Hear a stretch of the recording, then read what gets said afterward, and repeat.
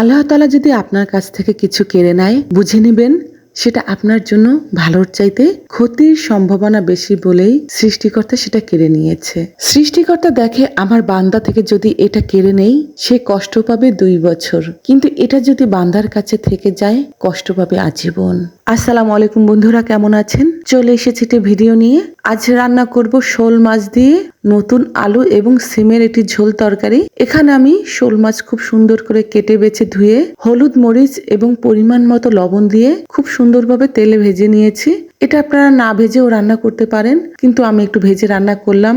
না ভেজে কষিয়ে রান্না করলে সেটাও খেতেও চমৎকার লাগে। অনেক অঞ্চলের লোকেরা এরকম কষিয়ে রান্না করাটা পছন্দ করে, আবার অনেকে ভেজে রান্নাটা পছন্দ করে। আমার পরিবারের লোকজন মূলত ভেজে রান্নাটাই বেশি পছন্দ করে, এই জন্য আমি অধিকাংশ সময় মাছ ভেজে রান্না করার চেষ্টা করি।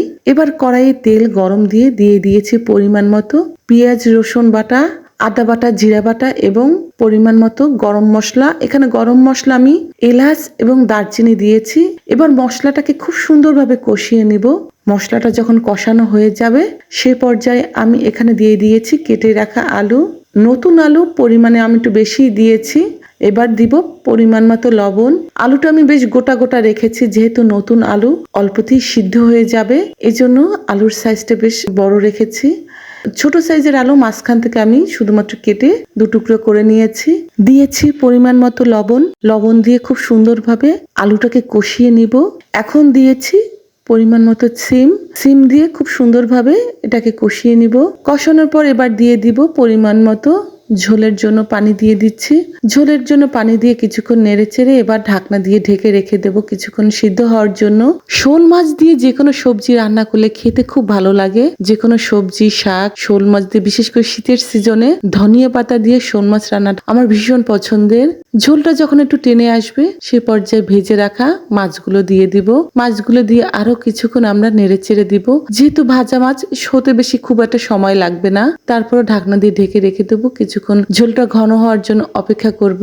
আরো কিছুক্ষণ নেড়ে ঢাকনা দিয়ে আবারও ঢেকে দেবো। মাঝখানে একবার যখন দেখবো যেটা প্রায় হয়ে এসেছে, সেই পর্যায়ে দিয়ে দেবো কেটে ধুয়ে রাখা ধনিয়া পাতা। শোল মাছে ধনিয়া পাতাটা খুব বেশি পরিমাণে ভালো লাগে। ঝোলটা একটু ঝোলঝোলি, তরকারিটা আমি ঝোলঝোলি রাখবো, এই জন্য বেশিটা টানাবো না। যাই হোক, এখন কিছুক্ষণ ঢাকনা দিয়ে ঢেকে রেখে দিব। কিছুক্ষণ পর এই দেখুন হয়ে এসেছে মজাদার আলু ও সিম দিয়ে শোল মাছের ঝোল। ভিডিওটি যদি ভালো লাগে অবশ্যই ভিডিওতে লাইক, কমেন্ট, শেয়ার করবেন। ফেসবুক থেকে দেখে থাকলে আমার পেজটি ফলো করবেন।